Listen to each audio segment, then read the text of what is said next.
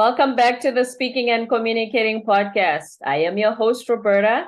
If you are looking to improve your communication skills, both professionally and personally, this is the podcast you should be tuning into. And by the end of this episode, please remember to subscribe, give a rating, and a review. Now, when it comes to communication, one of the most important things is how you craft your message and communicate it to the rest of the world so that they understand exactly what it is that you do and how you help them. Today, my guest, Brandon Leibowitz, who is a digital marketing specialist, is here to help us with just that. And before I go any further, please help me welcome him to the show. Hi, Brandon. Hi, thank you for having me on today. You are welcome. And thank you for being here from sunny California, I'm guessing. Yep, from Los Angeles, California. Oh, okay. Say hi to Universal Studios. So tell us a little bit about yourself. I've been involved with digital.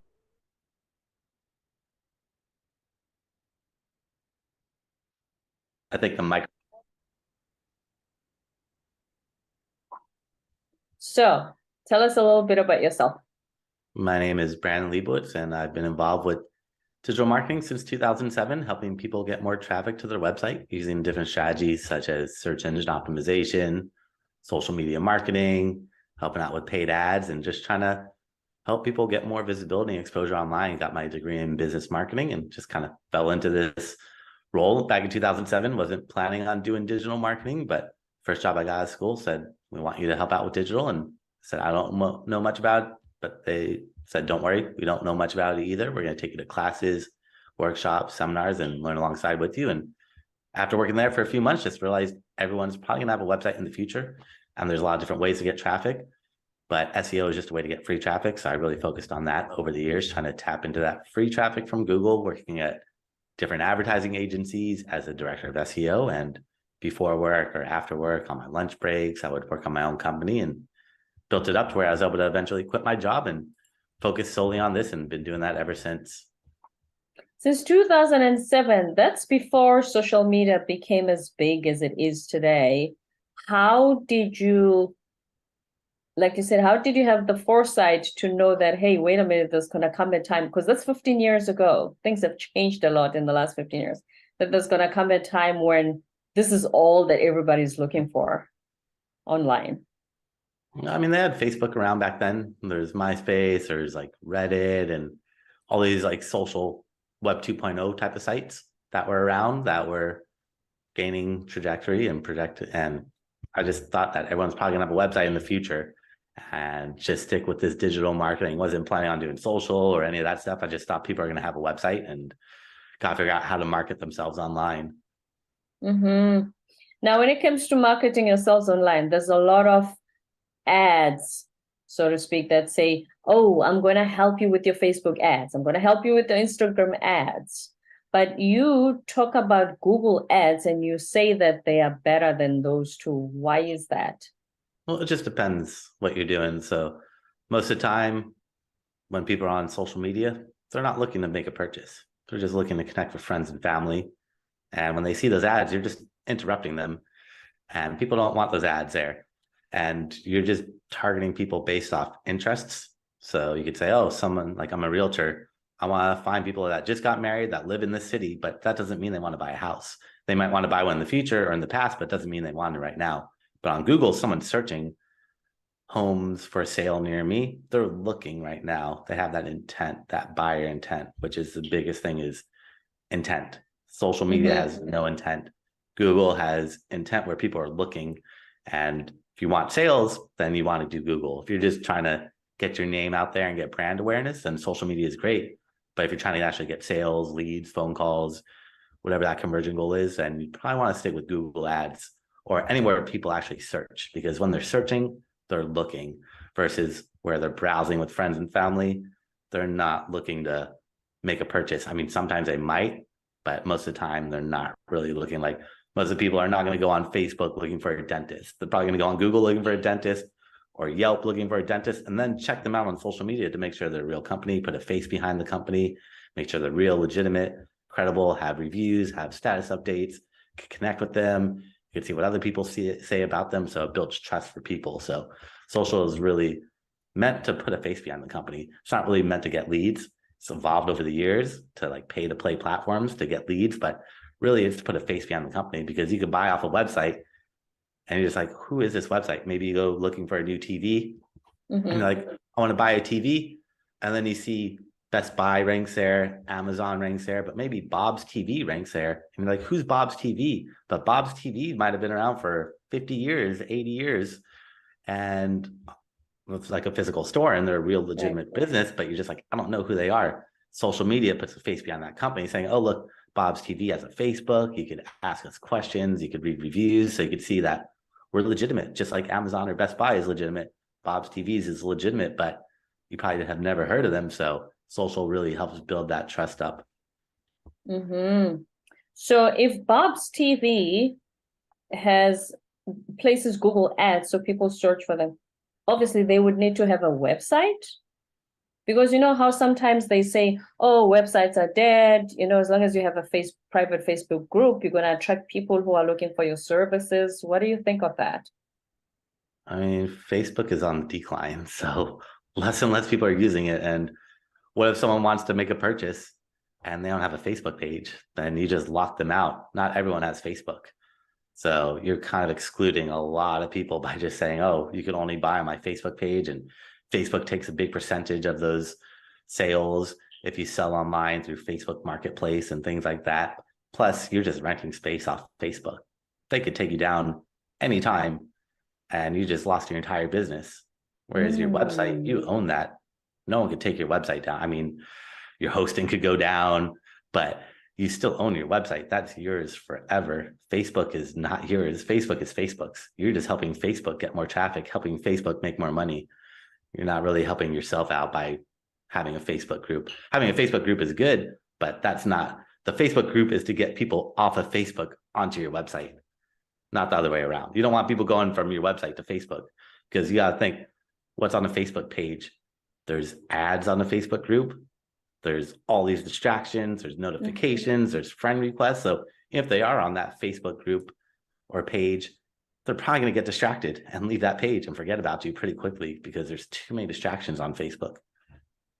Is the same similar to Instagram? Because I know some people say, oh, I'll help you with your Instagram ads. You know how you scroll on Instagram, you'll see about 3 of your friends' posts, and then the next one is an ad. And usually it's something that probably you've searched before. Or how effective are those? Well, remarketing ads are very, very effective. So if you go on Amazon, you look at a product, you don't buy it, those ads follow you around. Those are really effective, extremely effective, especially, I mean, it's called like cart abandoners, people that don't make a conversion. And I would 100% recommend to everyone run remarketing ads, because these are all warm leads. People have been to your website, they know who you are, and you can run remarketing on Google. You can run it on Gmail, on YouTube, on Facebook, Instagram, Twitter, Pinterest. And that's what I do, is I run remarketing ads everywhere, so you stay top of mind, because you need about like 5 touch points before someone actually trusts you to make a purchase. So if you're selling a high ticket item, they go to your website, they don't make a purchase, but they see your ads following them around all over the internet, keeps you top of mind. And Google is going to be the best, because Google's partnered with every website on the internet that shows banner ads, except for social media. Google's blocked from all social media. But if you want your ads to show on like Yahoo, on Fox, CNN, Forbes, Wall Street Journal, it doesn't matter what website that your visitors are going to, as long as there's ads there and they've been to your website, those ads will follow them around on any website they go to through Google ads. Or if they're on Facebook, then you can run Facebook, or Instagram, you can run Instagram, but those are limited. Like Google runs the internet and has partnered with almost every website on the internet. Like if you want your ad to be on Yahoo, you can get your ad on Yahoo through Google for a couple cents. So if I Google something, okay, and the searches up 6 billion come up, the 6 billion search, what did they do so wrong compared to the first search that appears, that they are last on the list of suggestions if I Google something? If someone's not on that ranking on Google, then they're not doing SEO properly. So you have to do search engine optimization to rank on Google. So if they're not ranking, they're not doing SEO, or their competitors are doing a better job of SEO than they are. A lot of us are not tech nerds, so I don't even know what that means. Would you like to explain that to us? SEO is search engine optimization, and that means ranking websites on Google. So when you search on Google, there's ads at the top. Those are all paid ads, and right below the ads are the organic listings, and SEO is getting you in the organic free listings. What are some key things that I should follow in order to appear at the top of the key listings? There are over 200 ranking factors to rank on Google, but I would say one of the more important ones is adding more text to your website. The more text you have on every single page on your website, the easier it is for Google to read and understand and know what keywords you're targeting, because they can't read images, they can't read videos, they can't understand audio yet. They're getting better at it, but they need text. The more text, the more they're going to understand and know what you're targeting and be able to rank you for the correct keywords. But you have to have text on every single page on your website, not just the home page, but every page. If you want to rank on Google, needs to have content on it. It's so very important. Speaking of keywords, how will I know that these are the keywords I should use in my website descriptions? Well, you want to do keyword research using tools like the Google Keyword Planner. So you go make a list of keywords that you want to rank for, or that you think you want to rank for, and then you go to the Google Keyword Planner, put them into that tool. It's a free tool from Google, and it'll show you how many people actually search for that keyword every single month. Plus, it'll give you a couple hundred other variations of that keyword, synonyms, plurals, variations of it, and it'll show you how many people search for those. So you could go through that list and find out which keywords seem relevant, and then incorporate them into your website if they're relevant. But don't take every keyword. You got to focus on which ones have buyer intent and have a decent amount of search volume. That's going to really help out. You spoke earlier about competitors. How would you know how your competitors use SEO? You just search on Google for your keywords. So go to Google, search for your keywords on Google, see who's on that first page of Google, make note of all those websites, skip the ads. The ads are different, but make note of all those websites on that first page of Google. And then using different tools like Ahrefs or Moz or SEMrush, you have to pay for these tools, but they'll show you all of their backlinks. And backlinks are what ranks websites. Backlinks are clickable links from another website that points to yours. So if you're reading an article on the LAtimes.com and in there it says Brandon Leibowitz, and then you click on that and it goes to my website, I'd be getting a backlink from the LAtimes.com. So the more websites that talk about you, the more trust Google gives to you, and the higher they rank you, because they don't believe you are who you say you are. They don't care what keywords you put on the website. Anyone could build a website nowadays and say, like, I'm a dentist in Los Angeles. Google's like, are you really a dentist? We don't want to send people to your dentist office and find out that you're not there, that that you don't exist. It's a bad user experience. So they want to see that if I'm a dentist, I should be on like WebMD, I should be on Wikipedia, I should be on Yelp, I should be on yellowpages.com, I should be on MapQuest, I should be on Google Maps, Bing Maps, Apple Maps, all these websites. The more websites that you're on, the more trust Google's going to give to you. And then they look at the keywords on your website. But it doesn't work the other way around. Without backlinks, it's pretty much impossible to rank on Google. A lot of people are not aware of the backlinks that you just mentioned. So what can they do if I'm saying, okay, this is the first time I'm creating my website so that I tell people these are my services? Where will I go in order to establish that, wait a minute, I need to list on MapQuest and all of the things that you mentioned? Yeah, that's where you do the competitor research. Search on Google for your competitor or for your keywords.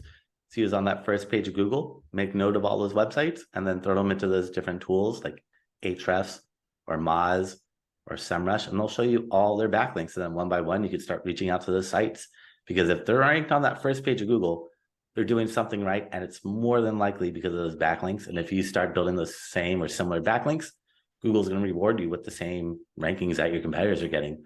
But you have to look at your competitors and use those different tools, Ahrefs, Moz, SEMrush. You just pick one. They're all pretty much the same, but you have to pay for one. So it doesn't matter which one you use, but you just got to pick one, use that, and that's going to let you see everything your competition is doing. Nothing is hidden. I can see everything you're doing. You can see everything I'm doing. Nothing is hidden with digital marketing. And then when it comes to, here's the thing. So if I want people to, drive traffic to my website, as you said. And I write all the keywords. I do all the stuff that you talk about today. How do you have, how when you say dentist near me, let's use the dentist example. And then they show those that are, it's sort of like they show a map, and then they show a few businesses that are within your area, within Los Angeles. They'll share the Los Angeles map, and then they'll show the businesses in Earth. They list about 5 or 10 of those. 3 maps. Just 3 on the maps. Oh, 3 on the maps. Yeah, and then 10 organic websites, and they might have 4 ads at the top, or 3 or 2 or 1 or 0. The ads are kind of random. They might have 3 ads at the bottom, or 2 or 1 or 0, but in between those are the 10 organic results, the websites. There'll be maps, but there'll only be 3 listings on the maps, maybe 4 if they show an ad. Then did those listings pay for that space to show up when you say near me, or is it all organic? If it says ad, they're paying. If it doesn't say ad, then it's organic. Okay. But it's not going to be all ads. If Google is all ads, no one would go on Google. Everyone would just be like, I'm going on Bing or Yahoo or DuckDuckGo, because no one wants to see a page full of ads. So there'll be a couple of ads, and then there'll be a lot of organic results, because they can't just have a page full of ads. That's a bad user experience, and nobody wants to go on a website that's just full of ads. You're going to be like, nope, I'm going on another website that's unbiased, because I don't want to seeing what people are paying for. Yeah, because we like buying, but we don't want to be sold to. So those people who pay ads, like when you search for something and then they are the first 2 that appear, those are ads, and then it becomes the organic traffic. That ad space, is it just the 2 companies? Did they pay more money than other companies in that same industry? That's why they appear as the top 2 ads, and then you find the organic pages?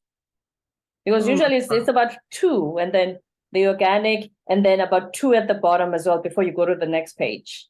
It's actually 0 to 4 ads. It could be 0 ads, 1, 2, 3, or 4 at the top. It's all random. At the bottom, it might be 0, 1, 2, or 3 ads. So the top will have at most 4. The bottom will have at most 3 for right now, but everything changes. So who knows what's going to happen in the future. But at the time being, at most 4 at the top and most 3 at the bottom. And then there might be 1 ad on the maps. So does that mean if you are the top before even the organic traffic, you have paid, how is the payment? Is it you pay more, you're going to appear first? Or is it universal fees? It gets kind of complicated. So it's whoever pays the most, but also they look at ad relevancy, click-through rate, user experience, and landing page. So if you say you'll pay $5 and I'll pay $5.10, usually I'd rank higher. But if your website's more optimized, then Google's going to say, okay, you're paying $5. We're going to rank you because you're more optimized, even though I'm willing to pay more. Google wants to show who's more optimized. So you have to have some optimization, making sure your keywords are in the ad, in the URL, in the text, on the landing page, make sure you have a good click-through rate. All that goes into it. So they have the algorithm. It's not just whoever spends the most. It's a bunch of other variables that go into their algorithm for the paid ads. Algorithm, a word that a lot of us non-tech people are so afraid of. When it comes to YouTube, you know how when you search for something, and if I want to post a video, I have been advised, I want your thoughts on that. I've been advised that, okay, before you title your video, look at how, for that topic, what is the most searched way of titling the YouTube video? Instead of saying how to be a great public speaker, it could be how to be a good public speaker. That could be at the top of the search. So I must change my video and title it like that, like the first thing that appeared. What do you think of that? Oh yeah, definitely. You want to do keyword research. You have to always do keyword research. You don't want to just throw keywords in there thinking those are the best. You need to do keyword research through like the Google Keyword Planner for SEO, or YouTube has a keyword research tool for YouTube. So definitely spy on your competitors, research your competitors, analyze them, and then take those keywords, throw them into the different tools to see how many people actually search for that keyword every single month. because just because they're ranked up there doesn't necessarily mean it's the best keyword. It probably is, but it doesn't mean it. That's where you got to do your own research and due diligence to make sure it actually is a good keyword.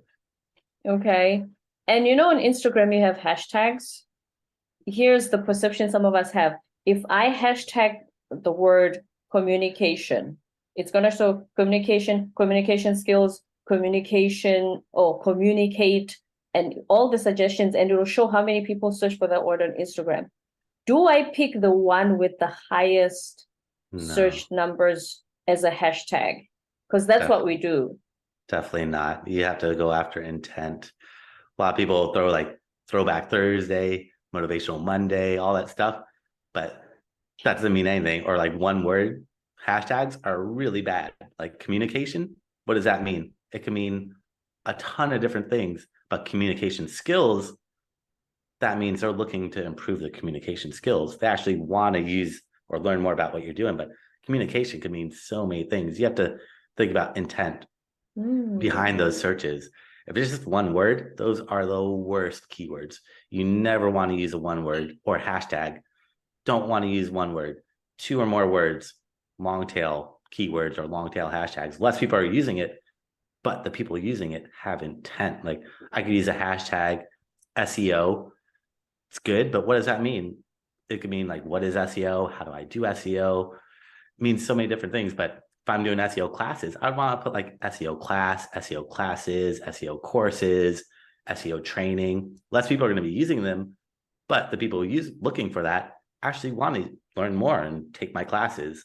So it's all about intent. You don't want to just rank for any keyword just to get traffic or just get followers, because that's not going to do anything. You want people to actually make a purchase.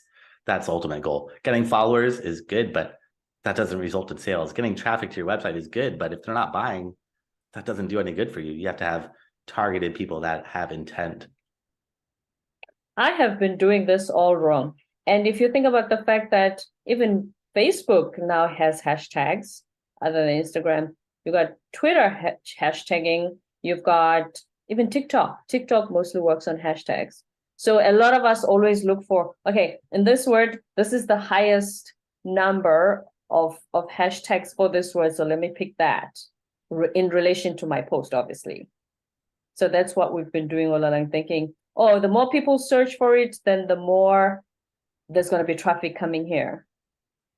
But also the more competitive it becomes too. So the more people, the more general broad keyword or hashtags, the more competitive it is. So you're going to have 1,000 people maybe posting pictures or videos with that hashtag every hour, whereas the long tail, the 2 or more words, might only have 5 or 10 people posting with that hashtag. So less competition means you're going to show and get more exposure to people that actually care about what you're offering. You got to think about the user. If you're looking for your product or service, what would you use? If you're looking for yours, would you go into Instagram and type in communicate? Probably not. You're gonna probably put something 2 or 3 words. Like when you search on Google, most people never just put one word in there, unless you're trying to figure out like, what does this word mean as like a dictionary. But other than that, people don't really search one word words or hashtags. It's 2, 3, 4, 5 words, 10 words. The more words in it, the more targeted it is. Like someone searching on Google for men's shoes, what does that mean? It means so many different things. But if someone searches for men's Nike tennis shoes, size 10, color white, I mean, that's a really specific search keyword. Not many people are going to be searching for it, but the people searching for that, they know exactly what size shoe, what color, what brand. They're ready to make a purchase. Someone searching for men's shoes, they're at the upper funnel where they're just browsing around. They don't know what type of shoe they want. They just know they want something for men. They don't know if they want tennis shoes, dress shoes, running shoes. Who knows? There's no intent. And in that men's shoes example, so that means my website, if I'm selling men's shoes, I must have those keywords, men's shoes, and then have a picture maybe, and then say color, black, size 10. So I'm more likely to show up in the search because it's going to pick those up. Yeah. If you don't have it on your website, then Google's not going to know that you're trying to target it. So you have to have that content on your page. Okay. What other advice can you give us? I've been doing this all wrong. What other what other advice can you give someone who has a website? If they're thinking, okay, I just started having a website, I just created one, where do I go next in order to have this SEO? Build backlinks. Build backlinks sooner than later, because backlinks take a lot of time to build. It takes a lot of time for Google to trust you. And the sooner you start building backlinks, the sooner you're going to start getting traffic. But if you don't build backlinks until 6 months, a year later, you're going to have to, it's all a waiting game. I tell people, even before you build your website, when you just have your URL, start building backlinks, because SEO takes about 6 months or more to take effect because of the backlinks. The backlinks are what ranks websites. Mm-hmm. And then secondly, once I've done the backlinks, what do I do next? The keywords. Oh no, the backlinks are never done. You're always going to be building new backlinks, because to Google, a normal website would always be getting backlinks. So if Google sees that you build a bunch of backlinks and it stops, Google thinks that you went out of business. You have to always be building backlinks. Backlinks are how Google's algorithm started. That's how Google became popular, is because they rank websites based off backlinks. So it's really important to build backlinks and making sure that you have a good, strong backlink profile, and you keep building new backlinks. And then you have to optimize your website, because once you get Google to trust you, they're going to look at the keywords on your website to figure out what keywords to rank you for. So that's where you got to have the keywords and all the technical kind of coding places on your website, which it's a little technical. I don't know how technical you want to get. But if you add content, just text to your website, that's easy enough without having to go into the coding and change like a title tag or meta description or schema or alt tags or sitemaps and all those really technical things, which help out. But the content, the text on the page is so very important. If you just have a bunch of images, Google is going to struggle. They can't really read images. They need you to supply them with text. Mm-hmm. I know you wanted to talk a lot more about Google, but can I ask you a Twitter question? Yeah. I have been advised that if I post my tweet and I write something and then I pick the hashtag, one of the extra hashtags I should have, even though it's not related to my tweet, is one of the ones that are currently trending. Is that true? No, that is the worst idea ever, because what if like the president is trending all the time? So you could put the president in there, and what's that going to get you? A bunch of random people that are looking for the president. But I mean, unless you're selling something that's trending, great. But if you're not selling something that's trending, then putting hashtags that have no relevancy is going to get you followers that have no interest in your product or service. Remember, you want to get sales. Traffic and followers don't do anything. You want sales, and you need to find people that want to use your product or service. Someone searching for a trending hashtag, they're just looking for viral stuff. They're not looking. It's entertainment to them. They just want to see what's going on. Imagine you're selling tennis shoes and then you put in there Obama. It's gonna be like, why did you put Obama? Oh, today the view was trending. So you're looking for men's shoes. You're a guy, and then I hashtag The View, which is a woman's talk show, which has zero relevance to you. Well, I've never met a man who watches The View, but so you put your stuff, your communication skills, and all of that, and then they said I must write somebody advised me to write the trending hashtag, so I write The View, and therefore it's just not.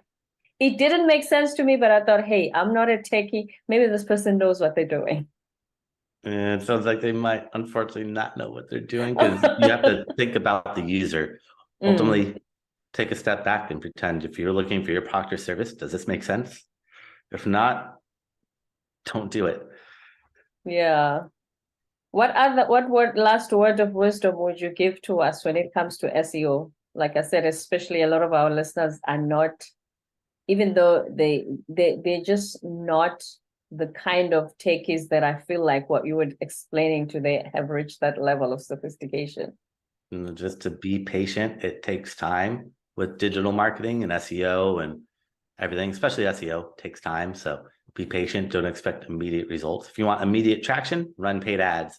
That will get you traffic right away. But SEO is more of a long-term play where it's going to get you traffic indefinitely, but it takes time to get up there. So a lot of people get discouraged when they don't see those rankings coming in. And I always tell people, just be patient, keep working it. And over time, you're going to slowly start seeing yourself moving up getting more traffic and getting more traffic, but it's not immediate.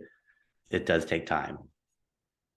Words of wisdom from Brandon Leibowitz, the digital marketing specialist. Thank you so much, Brandon, for being here today.